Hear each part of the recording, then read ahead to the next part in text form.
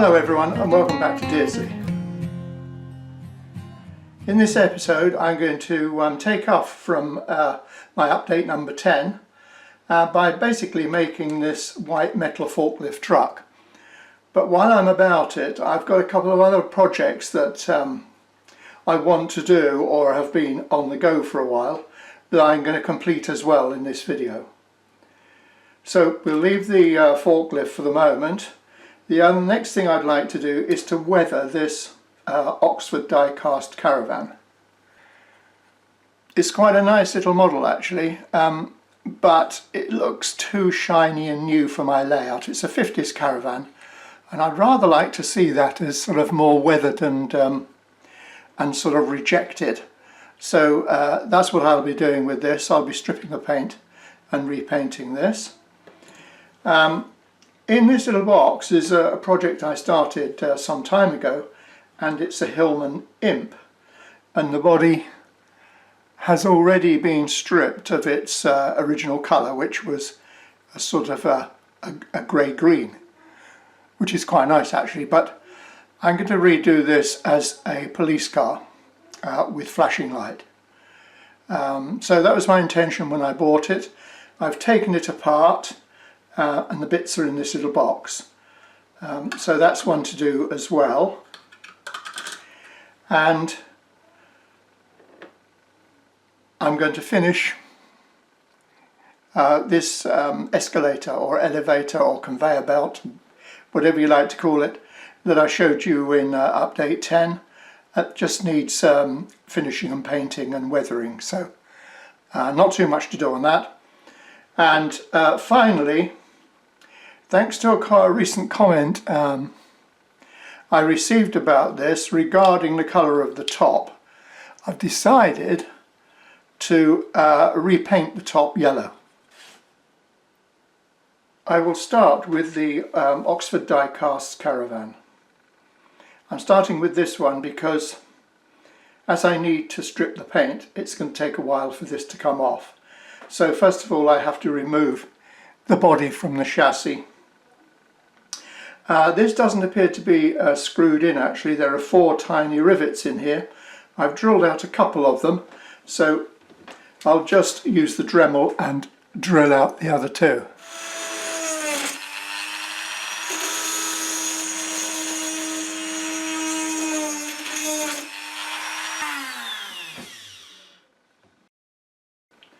Now with a little bit of luck I should be able to just take that off.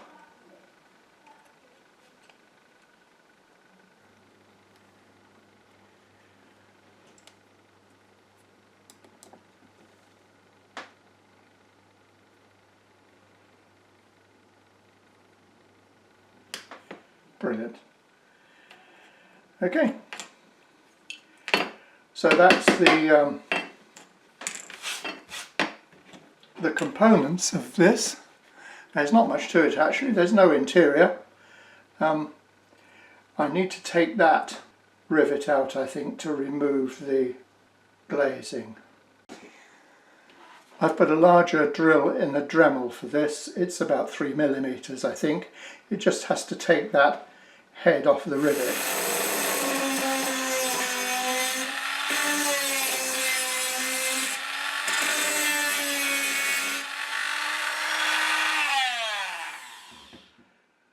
I'm going to step out the size in drill.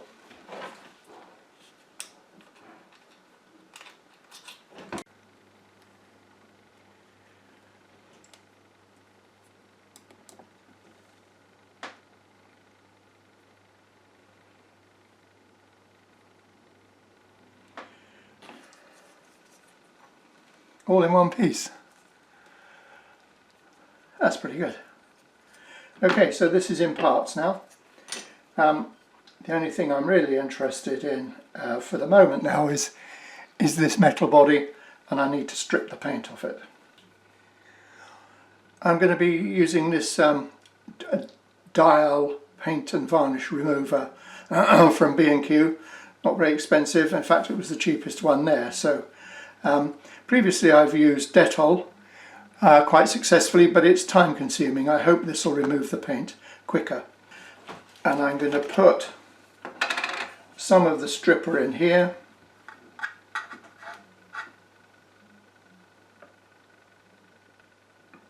That's nice and gloopy. Good, that should give it a good coating.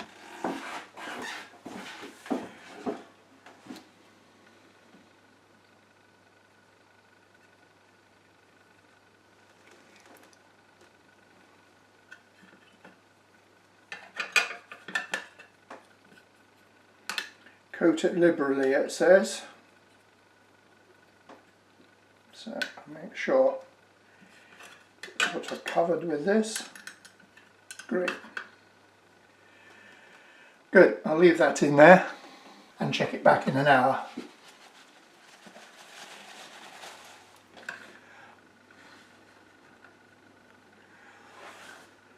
Well, just over an hour's passed, and as you can see, in quite a short time,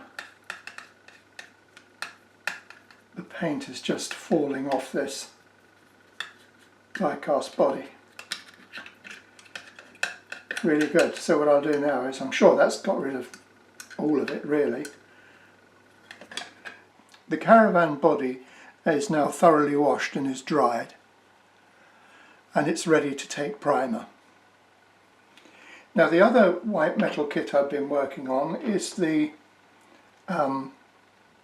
forklift, and I've assembled it into its main two components, which are the forks and the obviously, and the body and the seat.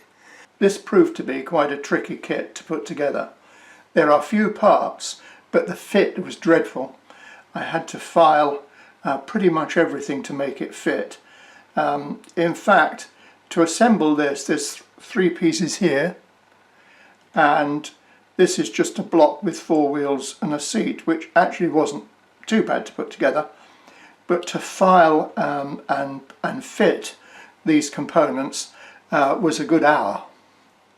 So be prepared for some filing if you're going to buy this little kit from Knightwing. Anyway, it's done. I've got 4 little holes around here that take the frame for the overhead protection, which I'm going to leave off, so I've got to fill those. And there is a small component here which is the steering wheel. Now I think that looks pretty crude. It's got a little stub on there to fix it into the hole in the body, but I'm going to replace that because I bought some time ago a little photo etch set of 00 gauge steering wheels, and one of these smaller ones is about the same diameter, and I think that would look good. Now the problem with that is it hasn't got a plug on the other side. So what I'm going to do is to drill that out with a 1.7mm drill to take a small piece of brass tubing. Always a lot of fiddling with these type of kits. They don't go together like a Tamiya plastic kit. They take a little bit of fettling.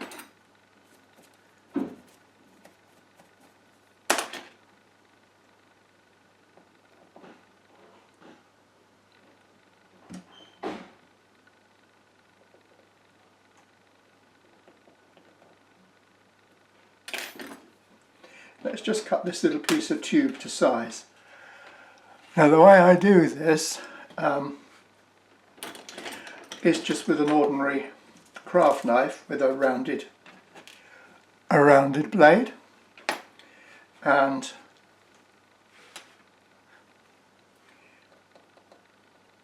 I get the measurement there for the small amount I need, and then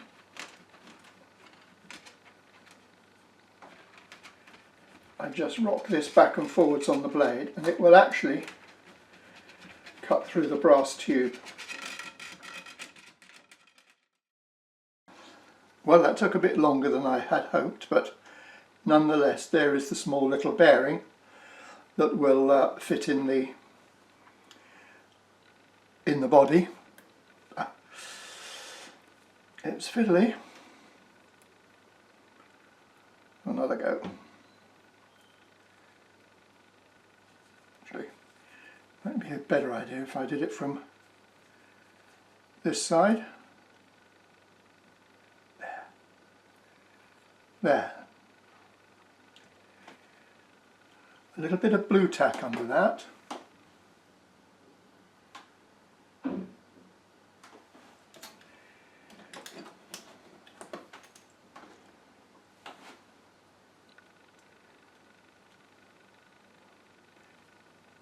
There. I've got some blue tack in place, just supporting the bearing there at the right angle, and that looks fine. Just a little bit of super glue in there to hold it.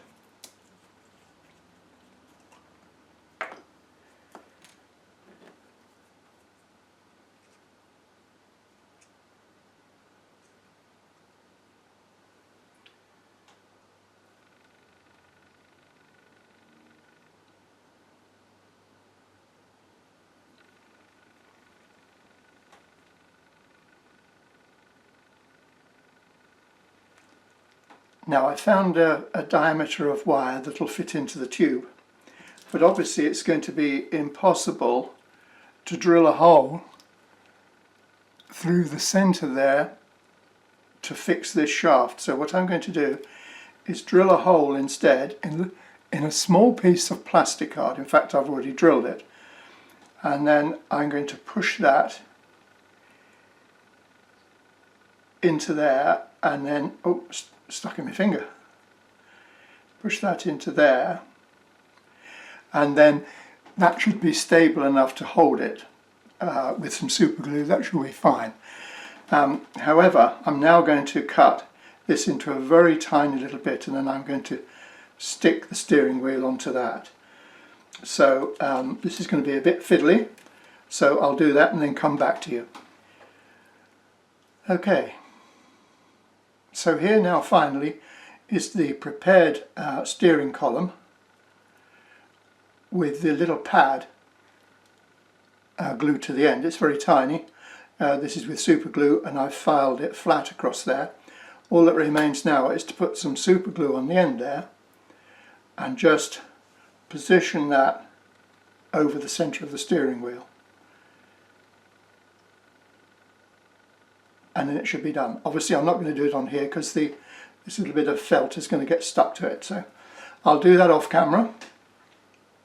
And there we have it, one completed replacement steering wheel.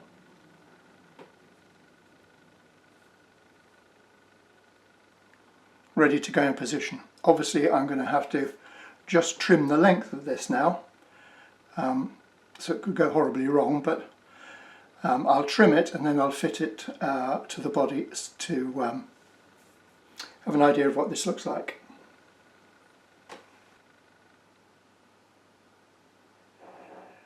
Right, very carefully, there we are. That's the completed steering wheel. Now I'm going to very carefully just see if I can pop it in place. Just slide it into the tube.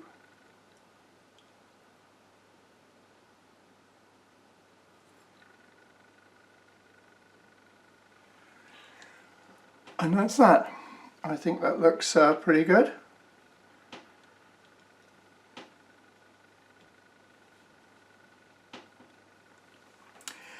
And definitely an improvement, I think, on the Knightwing offering.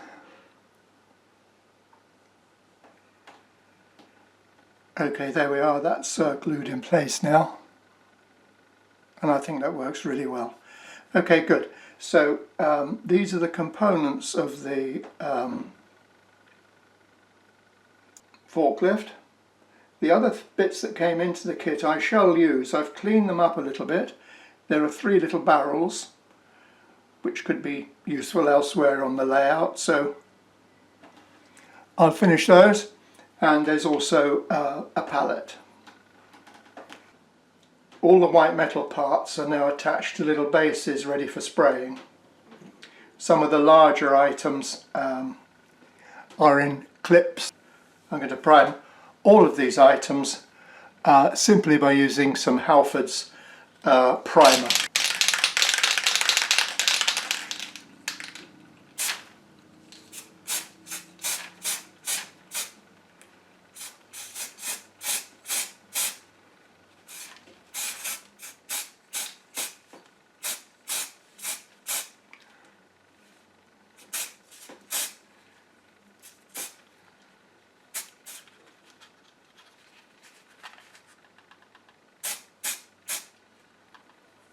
With the primer dried, I'm now ready to paint the Imp police car.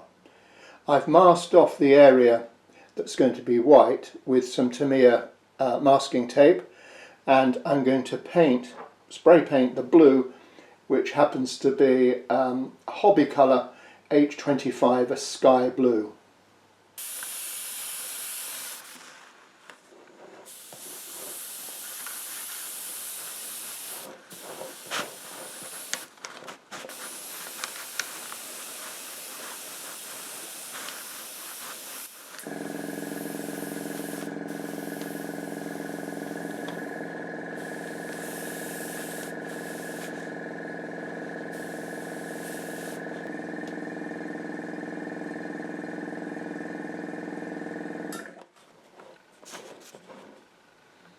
I've now mixed some Tamiya Flat Earth to Tamiya Flat Black in order to make a sort of a grubby, weathered black look for the conveyor belt.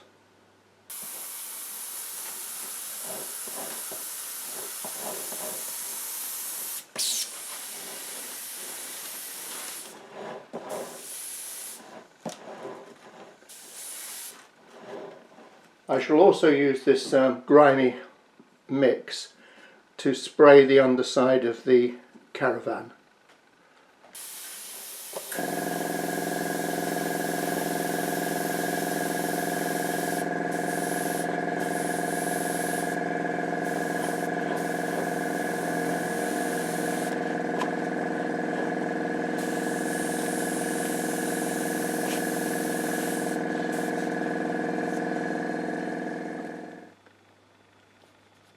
So here is the completed Hillman Imp police car. The paint's all dried, and because I'm going to put some decals on here, I've given this a coat of clear varnish. It's not very shiny, but it should be shiny enough for the decal. Now obviously on the door there is going to be the word police, and I've printed these decals myself on my inkjet printer.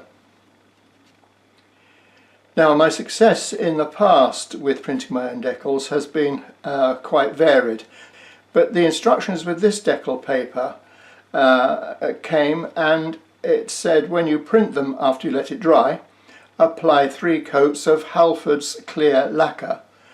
And I'd been using a spray matte varnish, just anything really, just to cover them.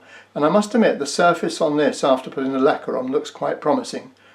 So I've scaled them to fit the door, so I'm just going to cut them out, and we'll try one and see what happens. To prepare the surface, I'm going to use some Mr. Mark setter.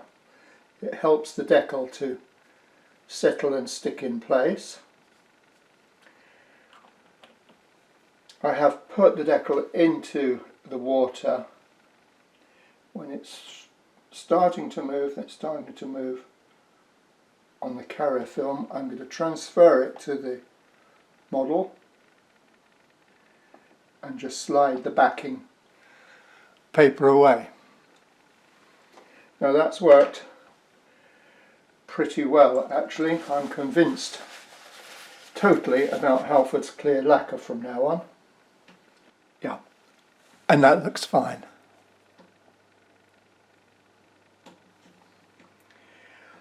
I'll let that dry, and then I'll put the other one on the opposite door.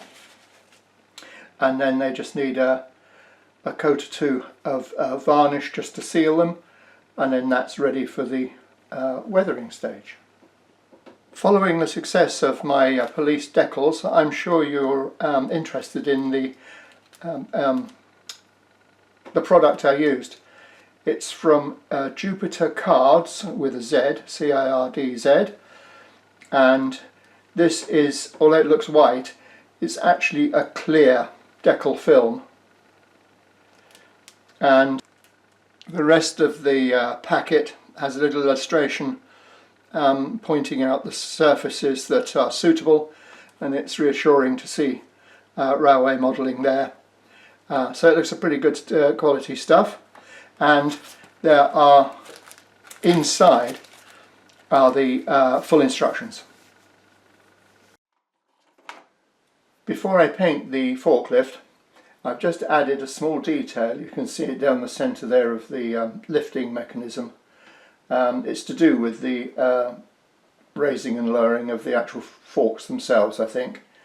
But anyway, it fills that gap with a little bit of convincing detail. The colour scheme I'm adopting for this is a yellow forklift mechanism and yellow wheels, but the body is going to be orange. The seat detail and the steering wheel are going to be darker, a black or a brown. Because I'm going to airbrush some yellow on the forklift, I thought I would make a small alteration pointed out by one of my subscribers that I needed to do on my JCB3.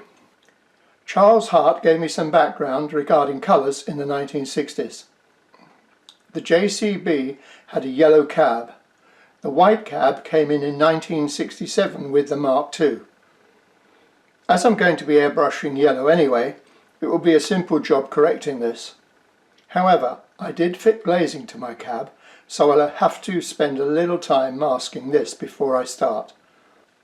Thanks, Charles, for the heads up on this. The airbrushing for this group of vehicles has finished. Some things you can't do with an airbrush, and so I need to finish this off now with a little bit of detail painted with a fine brush.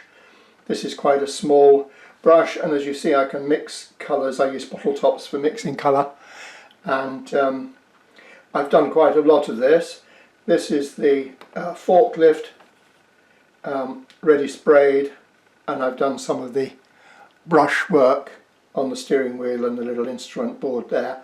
I've got a little bit more to do, but it's a question of, these are acrylics, so these are water-based acrylics, so put a little water in my palette.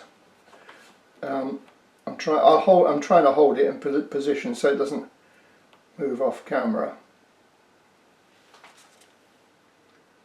I always put, at this scale, a little bit of white in the black for the tyres, just to give it, you know, a little bit more softness than the black contrast. Right, let's have a go at these tyres. Just check you can see what I'm doing. Try not to get my head in the way this time.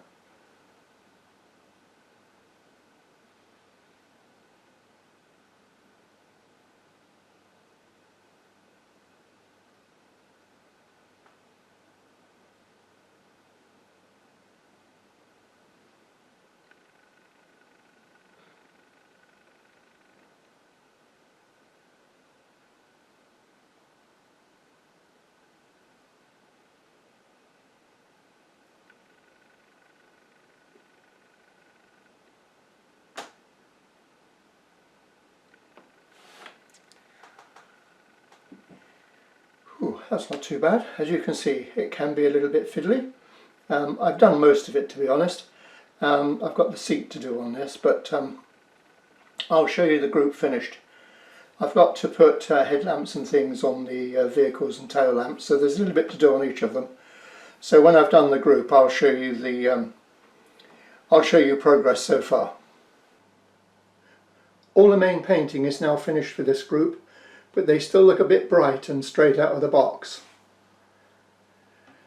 The next thing is to begin the weathering, but first of all we need to do one more thing, which is to drill a hole in the top of the police car, to take the light.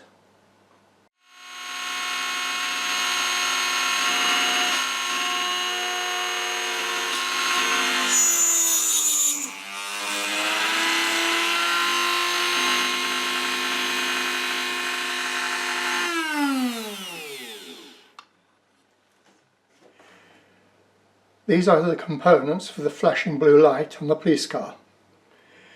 The centrally drilled hole now is 2mm to take this little flashing blue 2mm lead. I would normally have had to drill a hole through the glazing piece, but it's already got holes drilled in and that one's in exactly the right place. The resistor is of course to allow me to use the track power via my control panel to switch the light on and off. So firstly I need to glue or cement the windscreen into the body. Before I go any further, I'm going to just check that this LED does flash.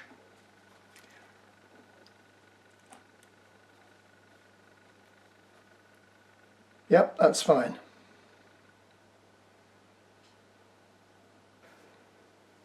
Another quick check with the light glued in position. Fantastic. With the LED glued in place and the glue dry, the next thing is to really coat the base of the LED with some black paint.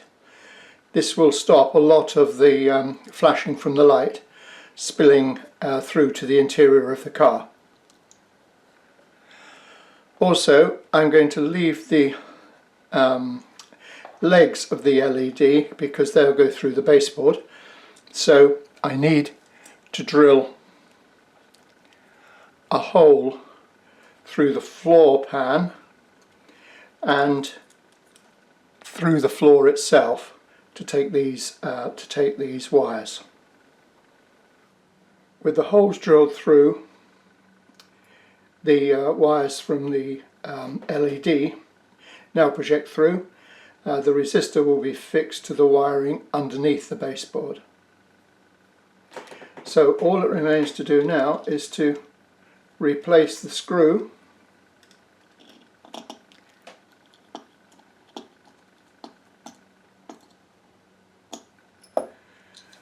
and the modification, except for a little bit of weathering, is done.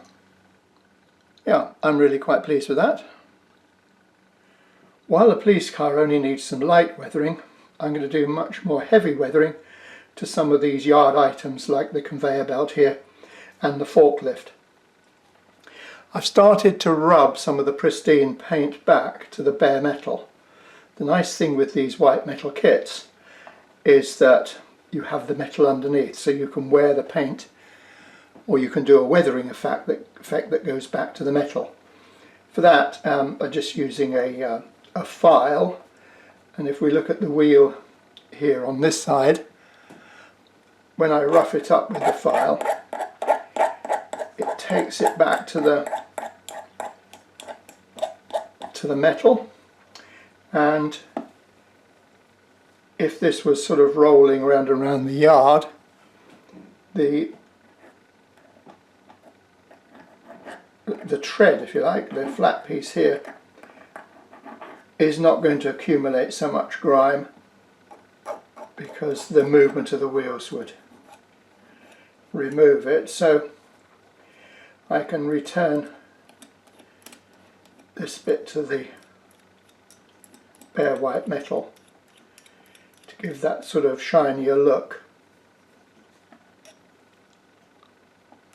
on the wheels.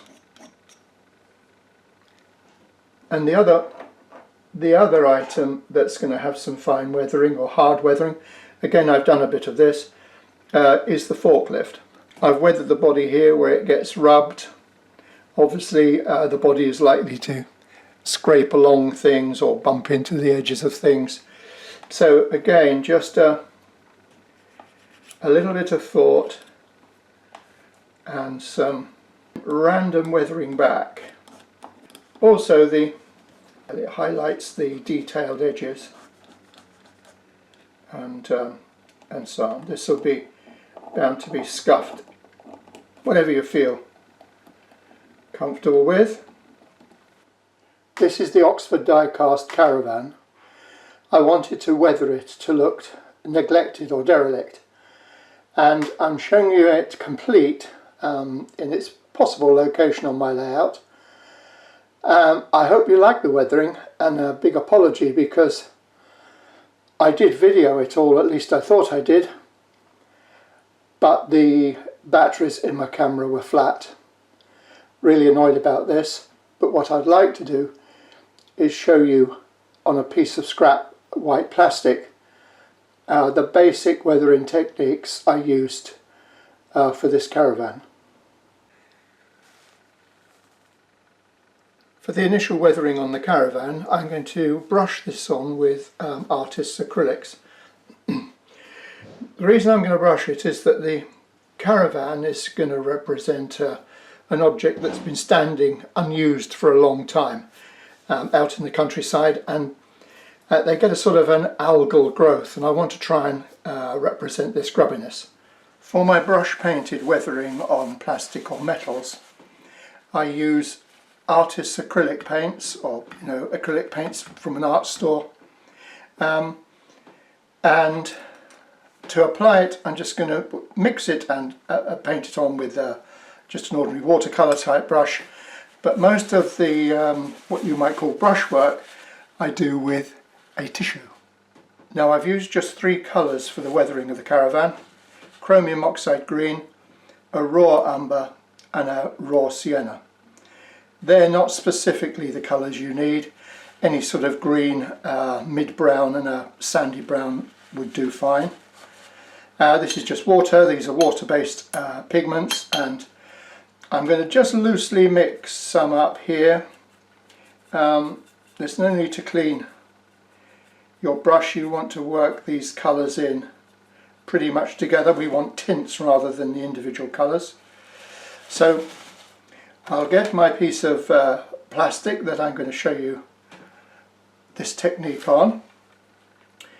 The trick is to create a certain randomness of the effect, trying not to put a particular pattern onto the model, but picking up bits of the colours at random, okay, and apply them. I hold the brush quite a way back, so there's nothing precise in this. It's just sort of dab it on. I'll do up to that edge. Okay, now before it dries, take a tissue and you could wet it, or at least dampen it. You don't want it too wet, so if I wetted it like that, I need just to dry it off on another piece of tissue, just so that it's not too wet. And then if you tap into it, it randomly breaks up your colour. So it gives you a kind of a random grubby effect. One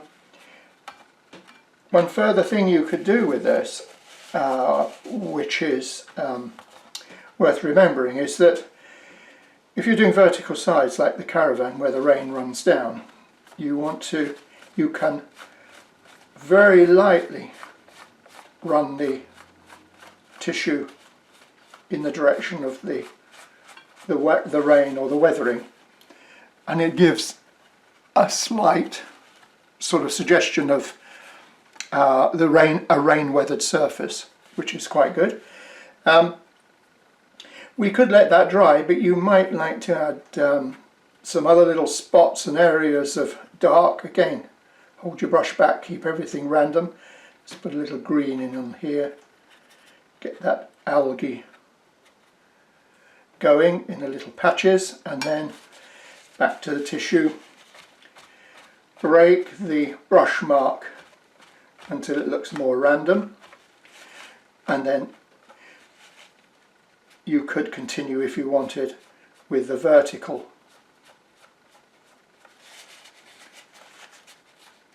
The horizontal line to suggest weathering, and the rain effect. If you want a cleaner finish, then just rub a little harder and remove a lot of that paint. Remember, less is more, so put plenty on, keep it wet, but take it off, remove most of it, okay, to get that. Where are you? If I just shield that, you can see, you can read a lot of weathering detail in that bit of random paint. Now you could always stain edges. If this is like the bottom of the caravan and around the window, you could take some of the darker pigment and just apply it around the edges. Let's just stain the edges here as if it was the bottom and the corner of the caravan. Again, holding the brush back, and don't try too hard, just put it on, but I'm going to get that bottom edge covered. You know, the bottom edges are quite good because where the rain splashes up from the ground, it's going to have an increased effect on the weathering at the bottom of an object that's standing on that ground. So there, I've masked off some of this with some bits of paper so you can see the weathering effect. There's actually a couple of drill holes in the board down there, but you know, the odd blotch and blemish, as long as it's random, can look very effective. Apologies again for mucking up the video of the caravan weathering, but if I put the two together now, hopefully you can see that technique I've just shown you applied to the caravan itself. To finish this caravan, all I have to do now is just to use some Aerodite and glue the base back in, and then that one's finished. There's another useful variation on weathering that you can do with oil paints, or in fact enamels. I like oil paints. This is just some black oil paint, but it's heavily diluted with white spirit, so it forms a liquid that you can apply to your models. And the nice thing about putting these paints on top of acrylics is that you can wipe them back without being worried that you're going to wipe the acrylic paint off. So again, a brush for applying and a tissue for wiping it back. And it's particularly useful where you have areas of bright colour that you want to subdue or tone down a little bit. So you can simply paint that on. You should brush it on, but it's thin. You can see the yellow coming through that. It can be a bit messy, but I'm not going to paint the forks, so I'm going to hold the forks here and just liberally apply some of this oil paint diluted with white spirit. Get it all in anywhere, all the grime and everything, where all the grime and everything gets, so make sure it goes in and covers. It looks a bit drastic, but the finished effect will tone down all the colours and contrasts. And leave it looking much more realistic.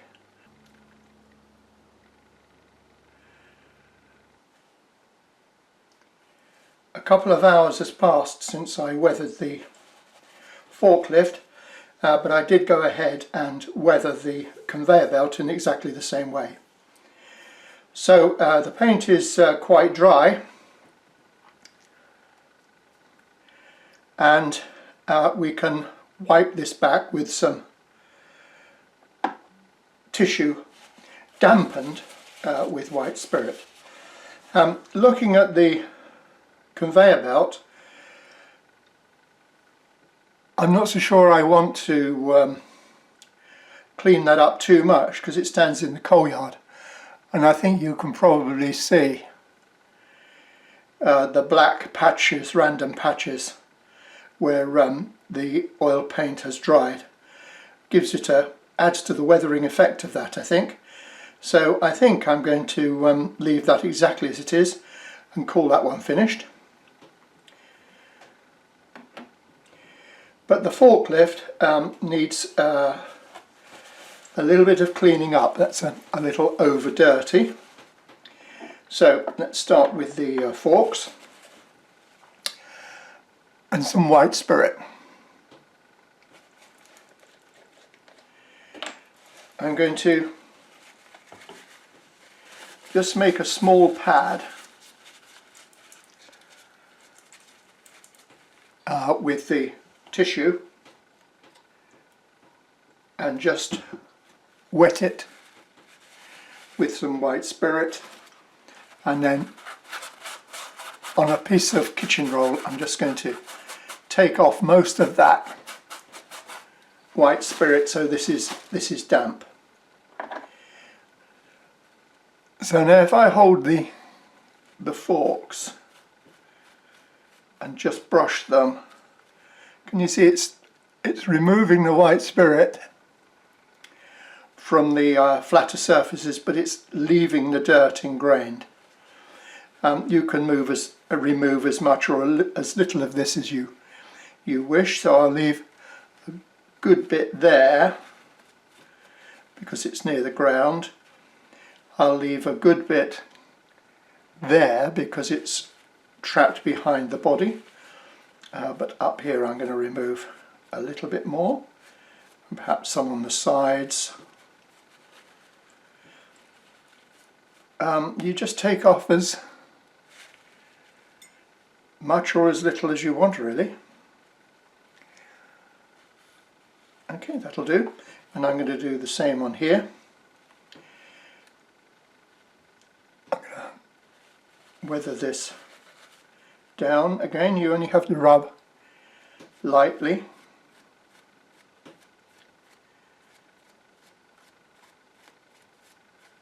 See how the dirt is accumulated in the shape of the contours of the body of the forklift. That's going to be behind the fork, so I think I'll leave most of that in there and then just reduce the weathering on that side without fully removing it. And the back is open, so just a little removing of that there. I'm going to put this on the flat on the board now and zoom in.